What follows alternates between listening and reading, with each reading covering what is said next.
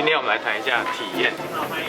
今天我们从台北飞新加坡参加 Token 2049，中间的座位安排错开，可以安心的候躺，从旅客的体验思考，多做一步，不用增加成本，也可以提高价值。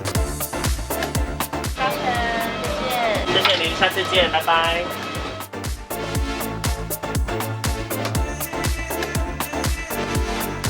来到樟宜机场，我们现在在樟宜机场往饭店的路上。其实我们刚刚在机场等了很久，包含出关跟拿 SIM 卡的时间，等下到饭店再跟你们分享。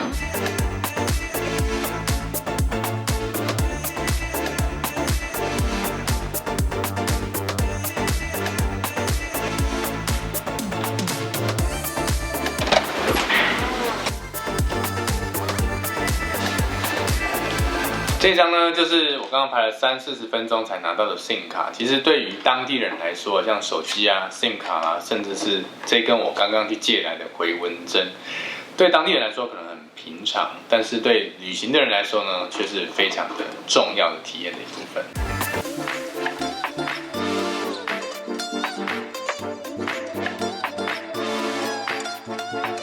他说先找到这个地方。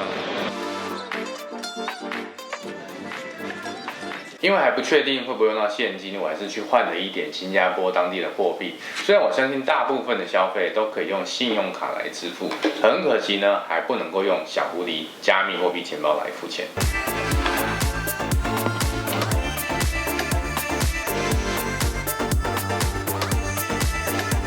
去体验一下新加坡的消费，走。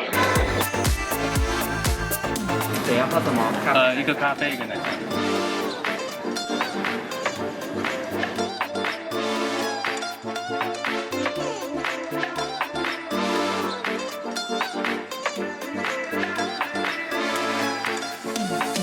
早餐的感想就是很甜，很甜，这个赞。早餐这实在太甜了，我们先去健身房运动一下再回来。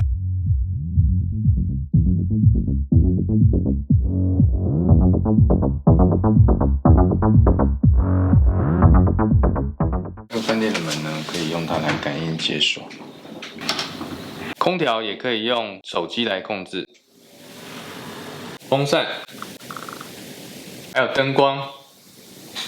看电视，就算是这样，网络上大家还是觉得 App 不是很方便，遥控房内设施有点麻烦。Check in 一定要下载饭店的 App， 除了墙上的 panel 几乎没有按钮，对不擅长使用手机的年长旅客可能有点困扰。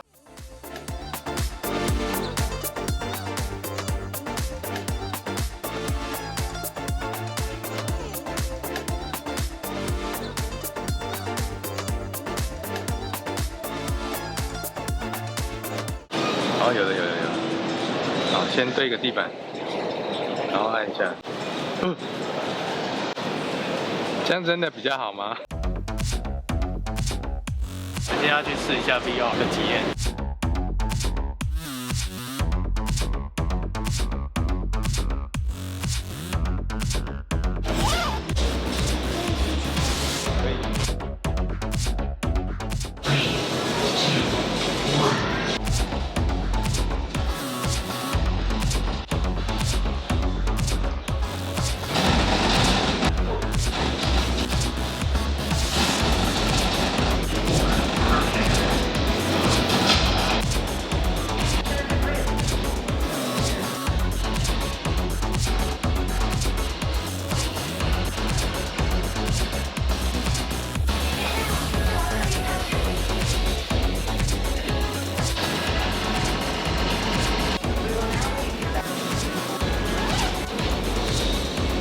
让YouTube 上见过呀。对，你来新加坡参加 Crypto Week。不然你说我的最初的几个关于 Web3 的视频，其实有可能就是从你之来。对，之前的最初的几个都是看医生的视频。其实我的观众蛮特别的，我大概只有40%在台湾，60%都是海外，海外的华人居多。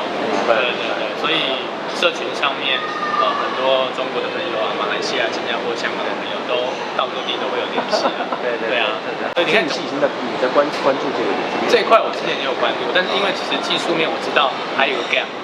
那因为我自己是创业家，我关注很多新的科技领域，也许2年后我就会开始一直讲 VR。是 OK。好，拜拜。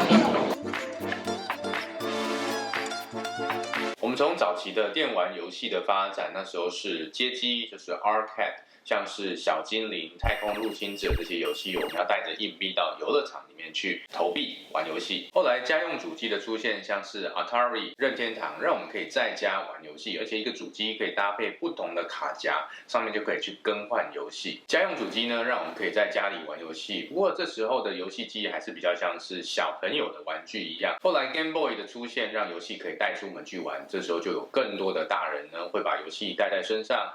在通勤的时候，在零碎的时间拿出来玩，消磨时间。在游戏后来的发展，光是靠着十字键跟 A、B 键去控制游戏的角色，已经不能够满足人类的控制欲了。所以我们研发出了更多像是枪支可以射击的游戏，还有像是赛车的方向盘，甚至是威力手套。当然，威力手套听起来很炫，实际上从广告、从电影里面看起来也很酷，但实际上却是一个很失败的产品。威力手套的失败呢，可能是因为它出现的太早了，玩家对它的期待跟它实际能表现的性能有点差距。那游戏厂商接下来就把脑筋动到了性能、画面的表现上面，所以 Mega Drive 的16位元主机呢，就超越了任天堂的8位元主机，而音速小子也在这边超越了马里奥。玩家们随着游戏主机的发展呢，现在也都已经是青少年，他们追求更刺激、更华丽的游戏。这时候的游戏的主流变成了像是街头快打啦、真人快打这种既刺激又带点血腥的成人游戏风格，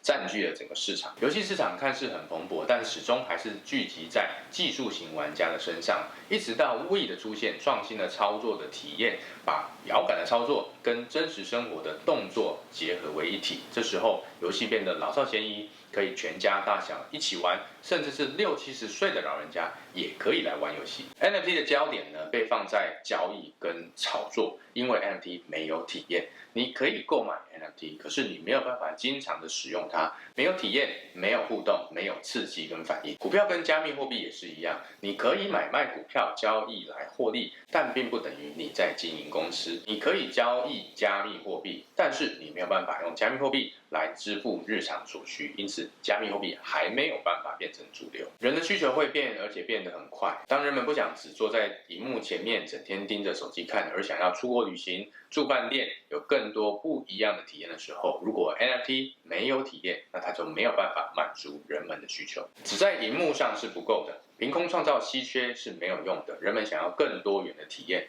无论是 AR、VR， 甚至是威力手套，满足需求、创造体验才是 NFT 变成主流的关键。